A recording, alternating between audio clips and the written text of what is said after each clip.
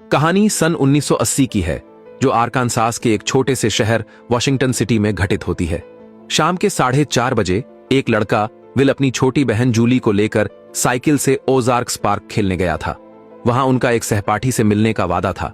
घर से निकलने से पहले उनके पिता टॉम ने कहा था 5:30 तक घर वापस आ जाना, लेकिन देखते ही देखते रात के 9 बज गए और दोनों बच्चे अब तक घर नहीं लौटे थे। टॉम उस समय अपनी गाड़ी ठीक करने में व्यस्त था, इसलिए उसे देर से एहसास हुआ कि बच्चे घर नहीं आए हैं। घबराकर उसने जूली की दोस्त जॉयस को फोन किया, लेकिन जॉयस ने कहा कि आज उसका जूली से कोई मिलने का वादा ही नहीं था। फोन रखते ही टॉम के मन में बेचैनी भर गई।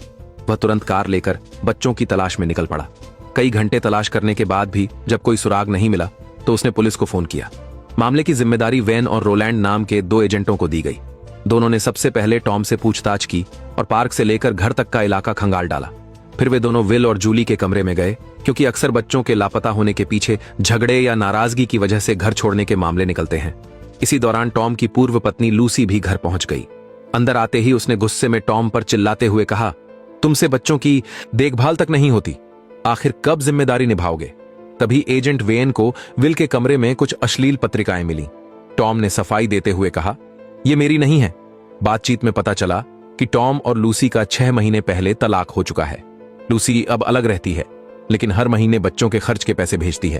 तलाक से पहले लूसी का कजिन क्लाइड भी कुछ समय के लिए उनके घर में रहा था। इसके बाद वेन और रोलैंड ने पड़ोसियों से पूछताछ शुरू की। कुछ लोगों ने बताया कि उन्होंने उस शाम विल और जूली को देखा था, जबकि कुछ ने यह भी कहा कि 3 छात्र एक बैंगनी रंग की बीटल कार में घूम रहे थे और उसी समय इलाके में एक भिखारी को भी देखा गया था। रात गहराती जा रही थी, लेकिन विल और जूली का अब तक कोई पता नहीं चला था। अगले दिन वेन और उसका साथी रोलैंड उस स्थानीय स्कूल पहुंचे जहां वे उस छात्र की तलाश कर रहे थे जो बैंगनी बीटल कार चला रहा था। उसका नाम था डैन। डैन ने बताया कि हाँ, उसने कल दोपहर अपने 2 दोस्तों को कार में घुमाने ले गया था। उसने यह भी देखा था कि विल और जूली ओजार्क पार्क के पास साइकिल चला रहे थे, लेकिन उनका उनसे कोई संपर्क नहीं हुआ था। डैन के साथ उसके 2 और दोस्त थे, केल्सी और केनर। दोनों के बयान भी डैन के जैसे ही थे, किसी ने भी कुछ अलग नहीं कहा। इसके बाद वेन ने स्कूल की शिक्षिका एमी से बात की। एमी ने बताया, विल बहुत समझदार और शांत बच्चा था। उसने कभी स्कूल में किसी तरह की परेशानी नहीं खड़ी की। फिर वेन और रोलैंड कूड़ा उठाने वाले व्यक्ति मर्विन के घर पहुंचे, लेकिन मर्विन घर पर नहीं था। तलाश के दौरान उन्हें पता चला कि मर्विन पहले सैनिक रह चुका था। तीसरे दिन भी वेन और रोलैंड ने पुलिस टीम के साथ ओजार्क पार्क के आसपास खोज अभियान जारी रखा।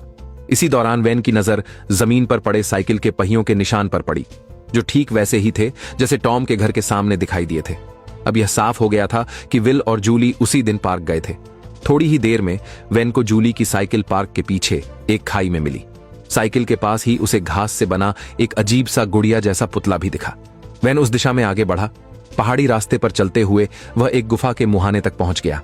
वहां उसे एक और घास की गुड़िया मिली। सावधानी से अंदर कदम रखते ही जो दृश्य उसके सामने था, उसने वेन को हिलाकर रख दिया। वहां विल का शव पड़ा था, एक बेहद अजीब और डरावनी मुद्रा में। वेन ने तुरंत रेडियो पर मदद मांगी। फिर उसने रोलैंड से कहा कि ये दोनों घास की गुड़ियाएं जानबूझकर वहीं रखी गई थीं, ताकि किसी को रास्ता दिखाकर विल के शव तक पहुंचाया जा सके।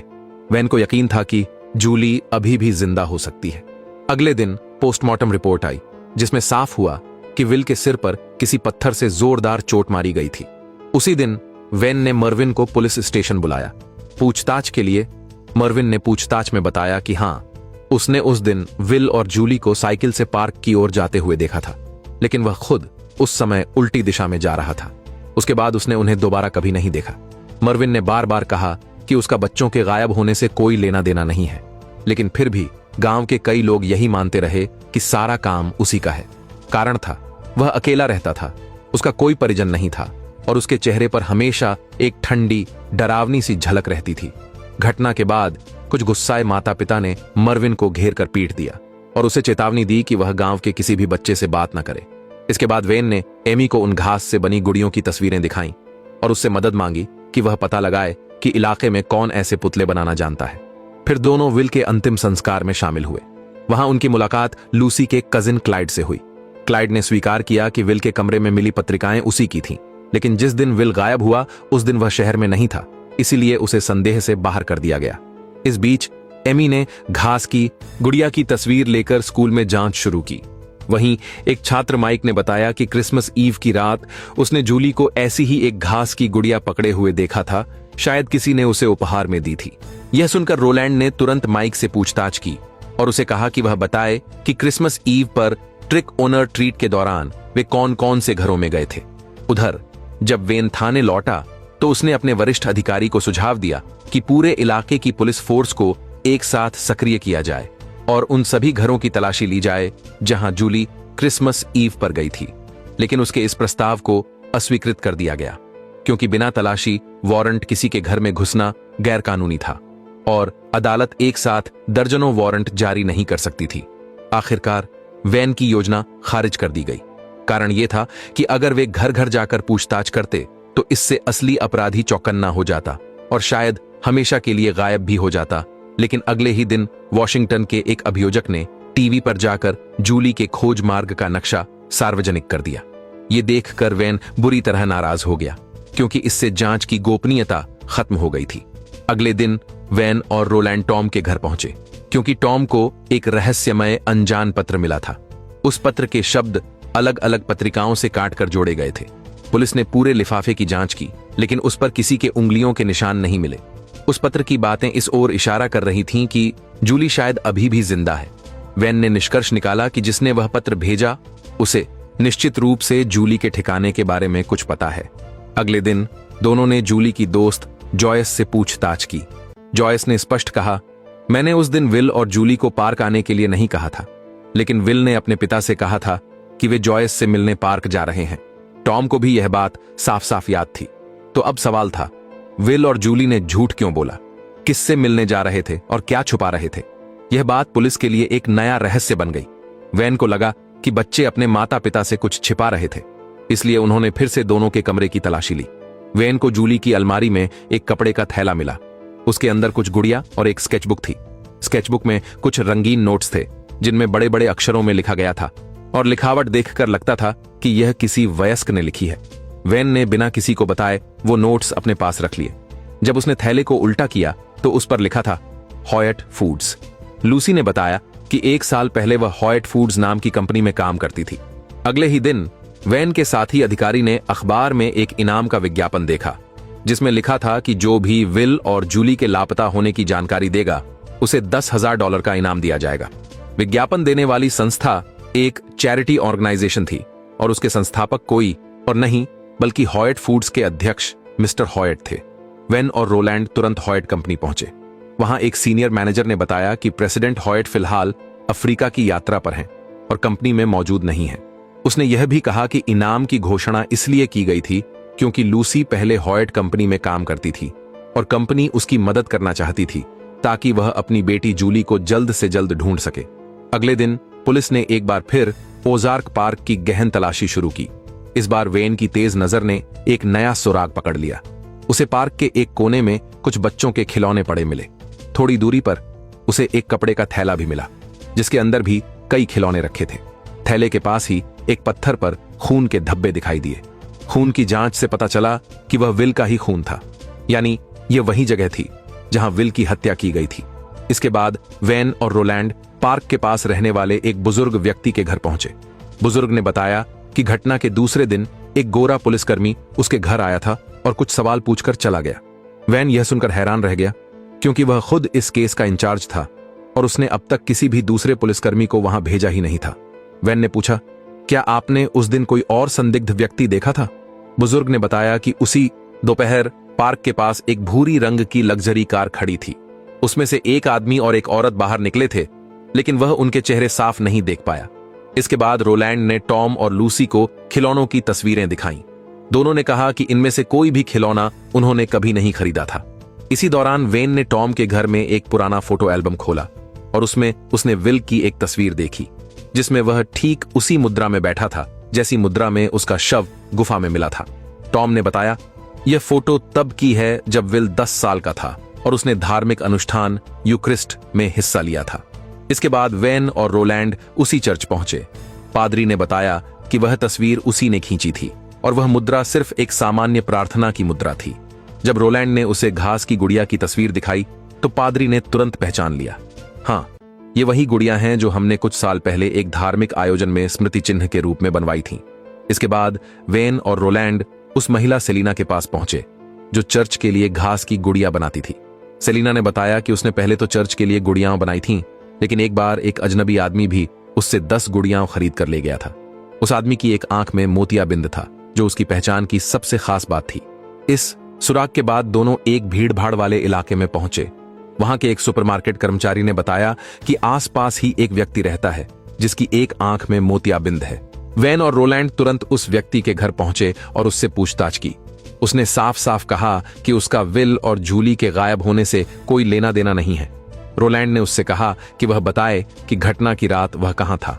उस आदमी ने जवाब दिया, मैं उस रात घर पर अकेला था। इतना कहते ही उसने अपने पड़ोसियों को आवाज लगाई और जोर से बोला, ये दोनों पुलिस वाले मुझे झूठा फंसाने की कोशिश कर रहे हैं। देखते ही देखते दर्जन भर लोग वहां इकट्ठे हो गए और उन्होंने वैन और रोलैंड को घेर लिया। स्थिति इतनी तनावपूर्ण हो गई कि दोनों को अपनी बंदूकें निकालनी पड़ी और आदमी को जबरन उसके घर के अंदर ले जाना पड़ा ताकि स्थिति काबू में रहे। उस व्यक्ति ने बार बार कहा, मैंने विल और जूली का अपहरण नहीं किया, लेकिन कोई ठोस सबूत न होने के कारण वैन और रोलैंड को अंततः उस काले इलाके से निकलना पड़ा। जाते वक्त उनकी कार की खिड़की तोड़ दी गई, जिससे माहौल और भी तनावपूर्ण हो गया। कार में बैठते हुए वैन ने कहा, यह आदमी वो नहीं है जिसे हम ढूंढ रहे हैं। जब दोनों थाने लौटे तो फॉरेंसिक विभाग से एक नया संदेश आया। उन्होंने विल की साइकिल पर डैन के उंगलियों के निशान पाए हैं। दोनों ने तुरंत डैन को हिरासत में लेकर पूछताछ शुरू की। डैन ने मान लिया कि उसने पहली बार झूठ बोला था, क्योंकि उसे डर था कि कहीं उसे ही आरोपी न समझ लिया जाए। उसने बताया, घटना वाले दिन मैंने विल को अकेले देखा था। वह अपनी साइकिल धकेलते हुए जूली को ढूंढ रहा था। मैंने मौका देखकर उसकी साइकिल चुरा ली और थोड़ी देर तक चलाता रहा। चलाते चलाते पहिया टूट गया तो मैंने साइकिल को नदी में फेंक दिया। डैन ने बताया कि उसने विल को उसके बाद कभी नहीं देखा, लेकिन वैन और रोलैंड को अब भी यकीन था कि डैन कुछ छिपा रहा है। दोनों ने उसे कड़क लहजे में धमकाना शुरू किया, अगर तूने सच नहीं बताया तो तुझ पर हत्या और अपहरण दोनों के केस लगेंगे, और जब ऐसे अपराधी जेल में पहुंचते हैं तो बाकी कैदी उन्हें जीने नहीं देते। तेरा ये दुबला पतला शरीर ज्यादा दिन नहीं टिकेगा। उनकी बात सुनकर डैन इतना डर गया कि उसके पैंट गीले हो गए। वैन ने गहरी सांस लेकर कहा, मुझे नहीं लगता कि डैन ही कातिल है। अगर वो होता तो अब तक सब कुछ कबूल कर चुका होता। इसी बीच एक पुलिस वाला घबराया हुआ अंदर आया और बोला, सर, मरविन के घर कुछ बड़ा हुआ है। वह बोला कि 10 मिनट पहले मरविन 2 बच्चों के पास गया था और उनसे कहा, बेटा एक खाली पानी की बोतल दे दो। लेकिन यह बात एक बच्चे के पिता ने देख ली। वह तुरंत गांव के कुछ गुंडों को बुलाने चला गया जो पहले भी मरविन को पीट चुके थे। इस बार मरविन ने तय कर लिया, अब वह अपनी इज्जत की रक्षा करेगा, क्योंकि वह पहले एक सैनिक रह चुका था। वह दौड़ते हुए अपने घर पहुंचा, बंदूक निकाली और दरवाजे घर के आसपास बम लगा दिए। वैन और रोलैंड को पता था कि मरविन कोई साधारण इंसान नहीं है, वो ट्रेंड सोल्जर है और अगर भड़क गया तो पूरा इलाका उड़ सकता है। दोनों ने लोगों को रोकने की कोशिश की, लेकिन तब तक बहुत देर हो चुकी थी। वैन धीरे धीरे पीछे से मरविन के करीब पहुंचा और उसे पकड़कर काबू में कर लिया। सिर्फ 30 सेकंड पहले मरविन के पास मौका था कि वह वैन को गोली मार सकता था, लेकिन उसने नहीं मारी। उसने कहा, मैंने तुझे इसलिए छोड़ा क्योंकि तू भी एक सिपाही है। मुझे मजबूर किया गया है।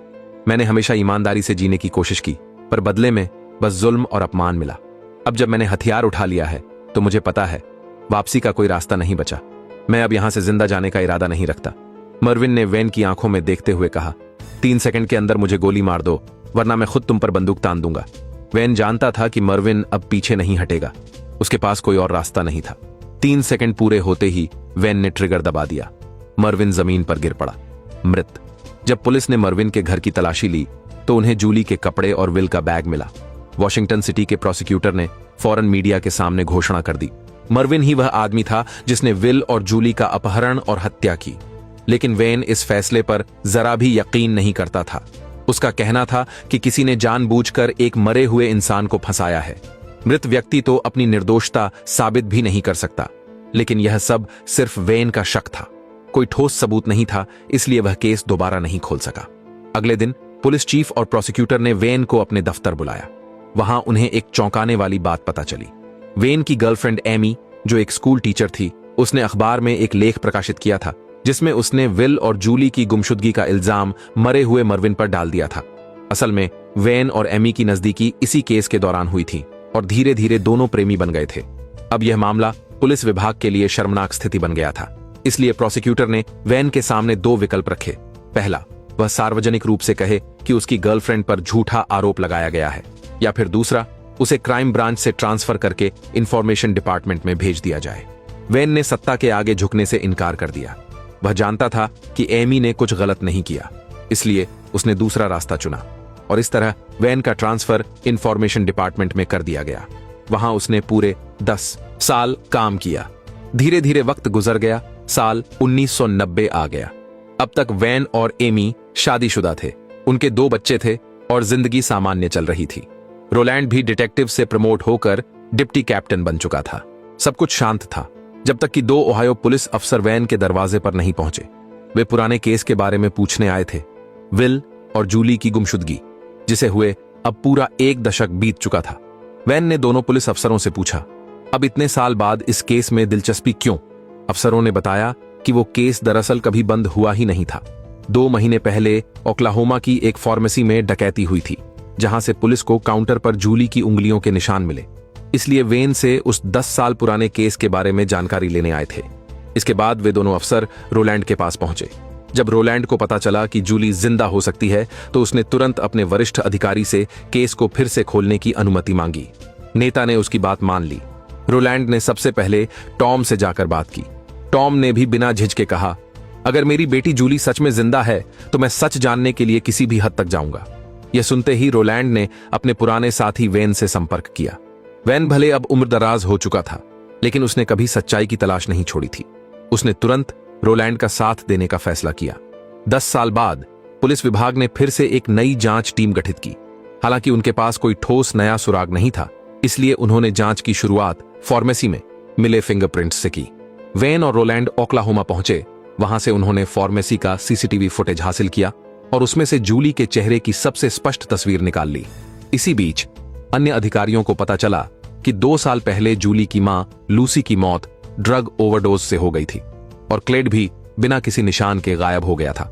अगले दिन जब वेन सबूतों की पुरानी तस्वीरें देख रहा था, तो उसे अचानक पुराने प्रोसिक्यूटर की याद आई, वही जिसने मर्विन पर आरोप लगाया था, क्योंकि उसी के घर से विल का बैग और जूली के कपड़े मिले थे।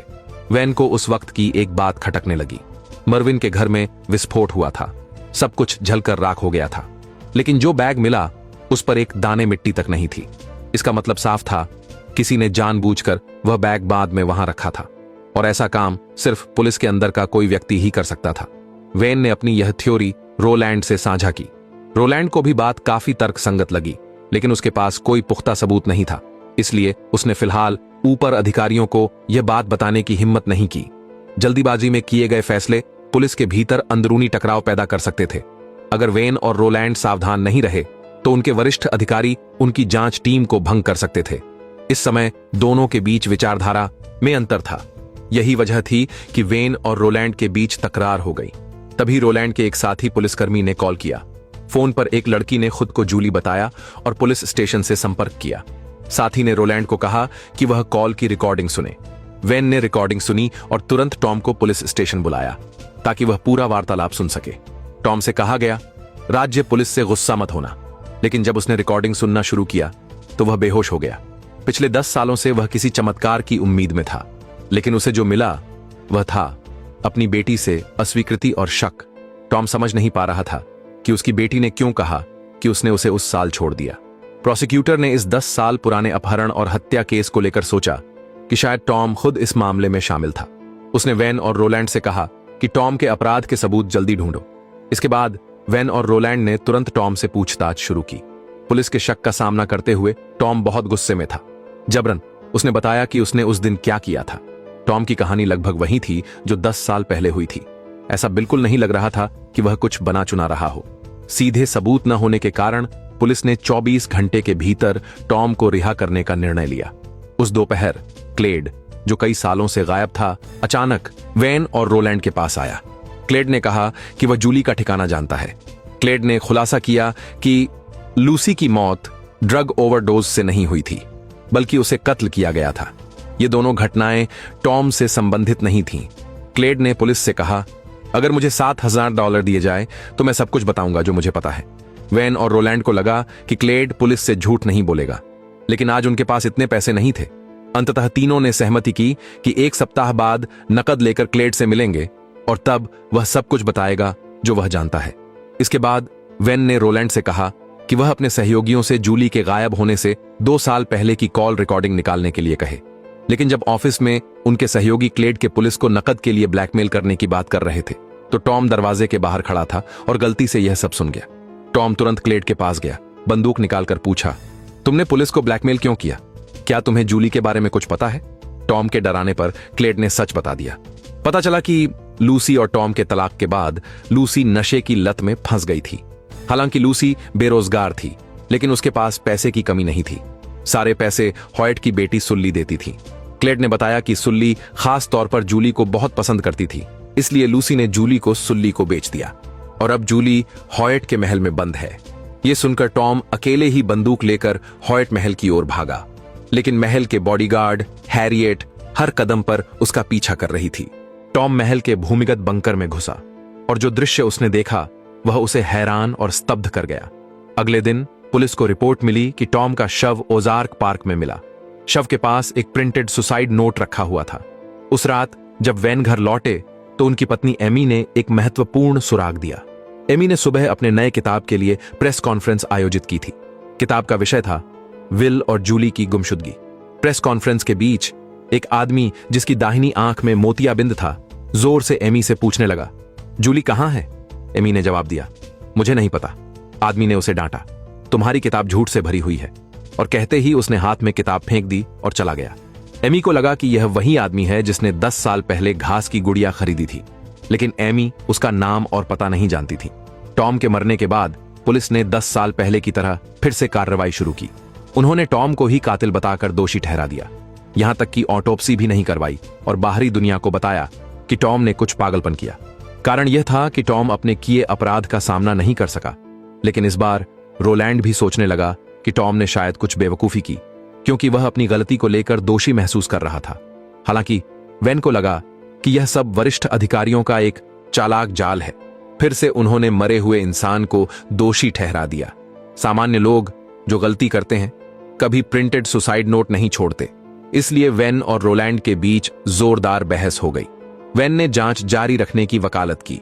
उसकी राय थी कि जूली को ढूंढने से सच सामने आएगा। अगले दिन वह होटल का मालिक, जहां क्लेड ठहरा था, पुलिस को रिपोर्ट करने आया।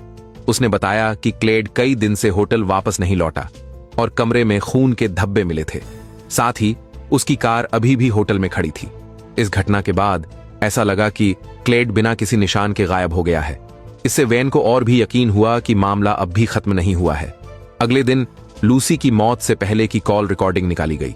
रिकॉर्डिंग में दिखा कि लूसी ने कई बार एक ही व्यक्ति को कॉल किया था। वह व्यक्ति था हैरिस। वेन ने उस समय का हैरिस का शेड्यूल निकाला।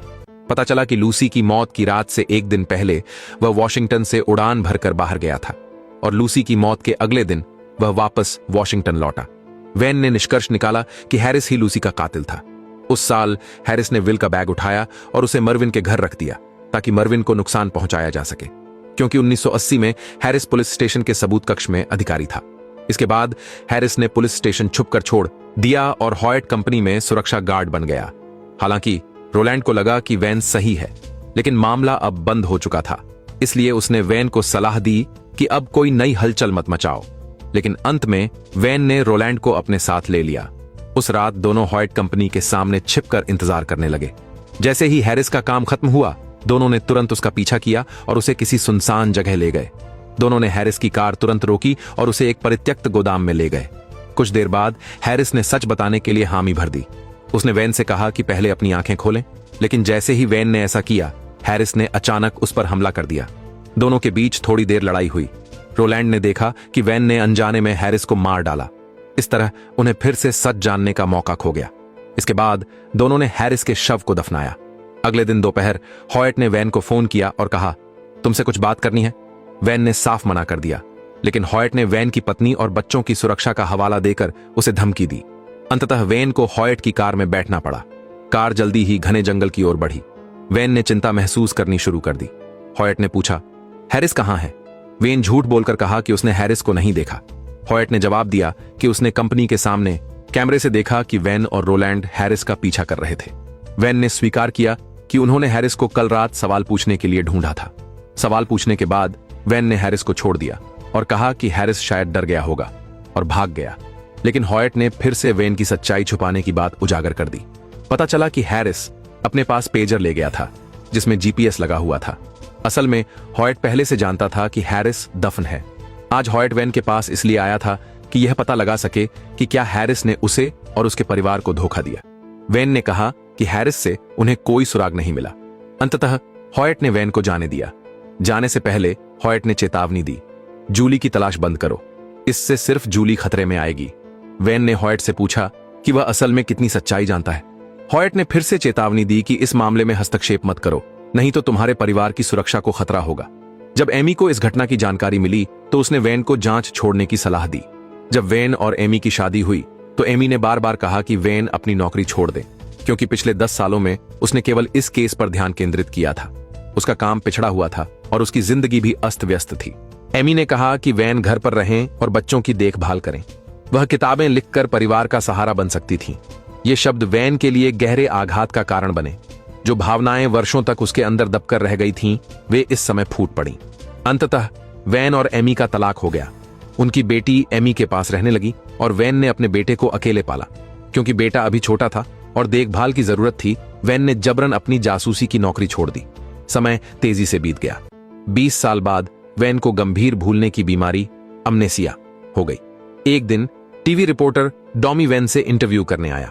इंटरव्यू का मुख्य उद्देश्य था कि वैन से 35 साल पहले जूली के गायब होने की घटना याद करवाई जाए। शुरू में वैन ने इसे सामान्य इंटरव्यू समझा, इसलिए उसने डॉमी को अपने बचे हुए यादों के आधार पर कहानी सुनाई। लेकिन अप्रत्याशित रूप से, भले ही वैन को अमनेसिया था, वह किसी फोन नंबर को याद नहीं कर सका, लेकिन जूली के केस की पूरी कहानी स्पष्ट रूप से बता सका। इस दौरान डॉमी ने उस समय की पुलिस जांच पर सवाल उठाया। उन्होंने कहा कि 1980 में ओजार्क पार्क के पास रहने वाला एक बुजुर्ग आदमी यह बताता है कि घटना वाले दिन पार्क के पास एक भूरी लग्जरी कार खड़ी थी। उस कार से 2 लोग उतरे। डॉमी ने सवाल किया, उस समय पुलिस ने इन दोनों लोगों की पहचान क्यों नहीं की?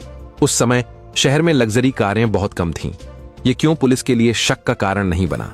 ये बात पुलिस रिकॉर्ड में भी क्यों नहीं लिखी गई? इसके अलावा डॉमी ने यह भी पूछा कि उस समय पुलिस ने केवल कुछ ही घरों में जाकर जांच क्यों की? शहर के आधे से अधिक निवासी बताते थे कि पुलिस उनके घर कभी नहीं आई। डॉमी का मानना था कि पुलिस जांच शुरू से ही गंभीर रूप से दोषपूर्ण थी। ये बातें वैन के लिए काफी मुश्किल थीं स्वीकारने के लिए, क्योंकि डॉमी लगभग अतीत में पुलिस के सभी प्रयासों को नकार रही थी। गुस्से में वैन ने इंटरव्यू तुरंत समाप्त कर दिया। जाने से पहले डॉमी ने इंटरव्यू का असली मकसद भी बताया। वह चाहती थी कि वैन अपने पिछले गलतियों पर विचार करे और जूली की ठिकाने की खोज जारी रखे। अंततः वैन ने अपने बेटे से कहा कि डॉमी को घर से बाहर निकाल दे। लेकिन कुछ दिन बाद वैन खुद डॉमी से माफी मांगने गए, क्योंकि उन्होंने समझ लिया कि जो कुछ उसने कहा वह सच था। वैन को यह भी विश्वास हो गया कि डॉमी ने गुप्त रूप से कई जांचें की थीं। वह चाहती थी कि वह जूली के केस से जुड़े छुपे हुए सुरागों के बारे में पूछे। डॉमी को खुशी हुई कि वैन स्वयं पहल करके उससे केस के बारे में पूछ रहा था। इससे पता चला कि वैन का अपराध सुलझाने का जज्बा फिर से जाग गया है।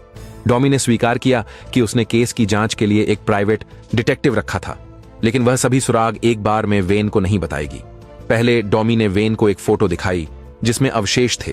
ये थे एक परित्यक्त खदान में पाए गए अवशेष। जांच में पता चला कि मृतक क्लेड था, जो 1990 में गायब हुआ था। उसके शरीर पर कई टूटे हुए हड्डियां थीं, जिनसे यह तय हुआ कि उसे हत्यारा ने मारा था। क्लेड उसी दिन गायब हुआ था जब उसने वैन और रोलैंड से मुलाकात की थी। इससे स्पष्ट होता है कि वह जूली के गायब होने का सच जानता था। किसी ने उसे चुप कराने के लिए मारा।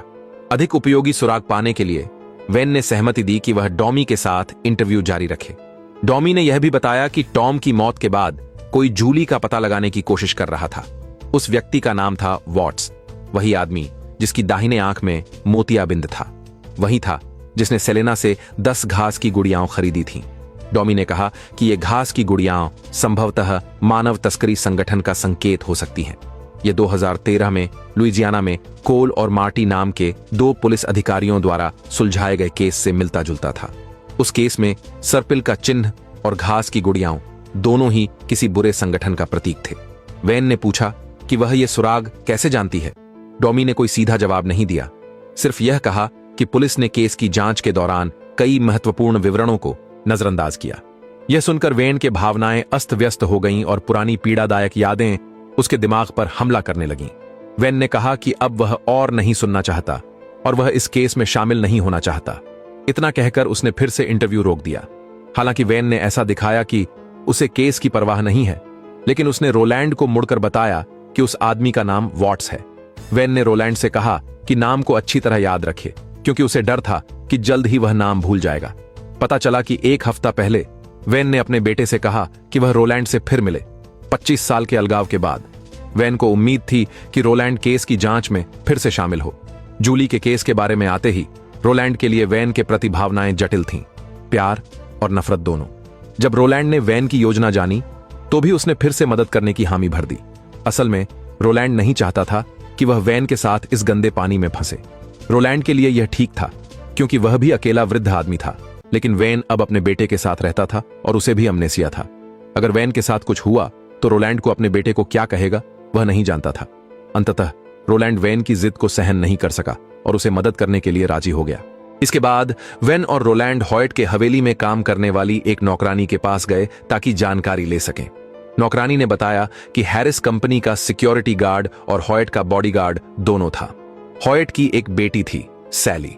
सैली धनी युवा महिला थी और उसके पास पहले 3 लोगों का खुशहाल परिवार था, लेकिन 1980 में उसका पति और बेटी दोनों एक कार हादसे में मर गए। इसके बाद सैली की आत्मिक स्थिति असामान्य हो गई और वह गहरी अवसादग्रस्तता में चली गई। हॉयट चिंतित था कि उसकी बेटी के साथ कुछ बुरा हुआ होगा, इसलिए उसने एक काले पुरुष नौकर को सैली की देखभाल के लिए रखा। तब से सैली ने हवेली के मुख्य हिस्से से बेसमेंट में रहने का निर्णय लिया। सिर्फ पुरुष नौकर ही बेसमेंट में प्रवेश कर सकते थे। नौकरानी ने बताया कि इस पुरुष नौकर की एक आंख में मोतियाबिंद था।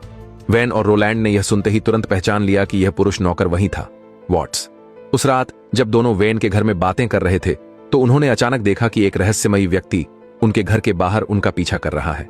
वेन बेसबॉल बैट लेकर उसकी ओर बढ़ा, लेकिन रहस्यमयी व्यक्ति तुरंत गाड़ी लेकर भाग गया। सौभाग्य से रोलैंड ने लाइसेंस प्लेट नंबर की फोटो ले ली। अगले दिन दोनों हैरिस की पत्नी के पास गए और पूछा कि हैरिस के गायब होने के बाद क्या कोई उनके घर आया था और हैरिस के बारे में पूछा था। उसने बताया कि एक आदमी जॉन उनके घर आया था। उस आदमी की एक आंख में मोतियाबिंद था।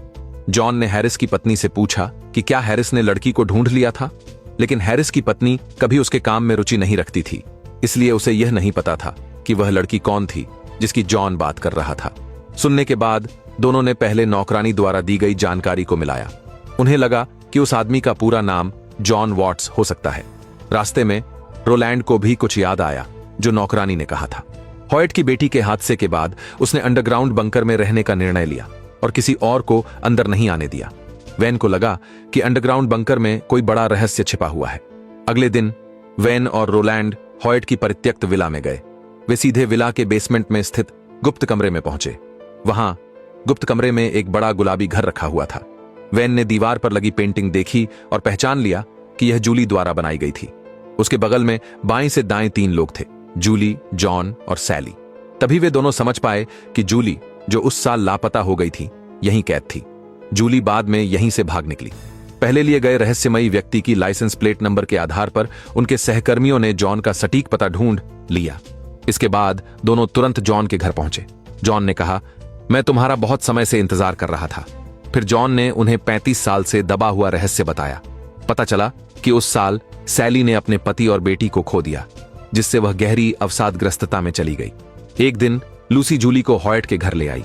सैली ने भीड़ में जूली को देखा और महसूस किया कि जूली उसके खोए हुए बच्चे की तरह है, जिससे उसकी आत्मा फिर से जीवित हुई। सैली ने जूली के किडनैपर को उसके पास रहने दिया, बस इसलिए कि जूली उसकी मर चुकी बेटी से बहुत मिलती जुलती थी। लूसी ने सैली से जूली के साथ खेलने की अनुमति दी, लेकिन शर्त थी कि सैली को इसके लिए भुगतान करना होगा। हॉयट ने देखा कि जूली के साथ रहने से उसकी बेटी की मानसिक स्थिति में सुधार हुआ, इसलिए उसने लूसी की मांग को मान लिया।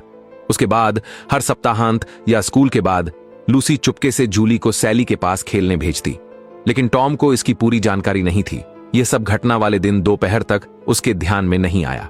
आमतौर पर जूली झूठ बोलकर कहती कि वह दोस्तों के साथ जा रही है। उस समय वेन जूली को घर ले जाने का इरादा रखता था, लेकिन सैली ने जूली को जाने की अनुमति नहीं दी। खेलते समय सैली ने अनजाने में वेन को एक चट्टान की ओर धक्का दे दिया। वैन तुरंत वहीं पर मर गया। फिर जॉन आया और जूली से झूठ बोला कि उसका भाई ठीक है, बस बेहोश हुआ है। इसके बाद जॉन ने वैन को पार्क के पास एक गुफा में ले जाकर उसे एक विशेष स्थिति में रख दिया। जूली ने प्रार्थना की, उम्मीद करते हुए कि विल जल्दी जाग जाएगा। छोड़ते समय जॉन जानबूझकर 2 घास की गुड़ियाएं छोड़ गया। फिर जॉन ने हैरिस को सूचना दी। उस समय हैरिस एक पुलिस अधिकारी था। हैरिस ने हॉयट से घूस ली थी, इसलिए वह हमेशा हॉयट परिवार के लिए गुप्त रूप से काम करता था। अंततः हैरिस ने मर्विन के घर की तलाशी का फायदा उठाकर विल का बैकपैक और जूली के कपड़े गुप्त रूप से वहां रख दिए। पुलिस ने इसका अनुसरण किया और इस मामले को मर्विन पर दोषारोपित कर दिया। फिर हैरिस लूसी के पास गया और समझाया कि वैन की मृत्यु केवल एक दुर्घटना थी। हैरिस ने लूसी को चुप रहने के लिए बड़ी राशि दी। उस समय लूसी नशे की आदी थी, इसलिए उसे वास्तव में पैसे की जरूरत थी। लूसी ने पैसे ले लिए और हॉयट परिवार को सच छुपाने में मदद की। उस दौरान अपने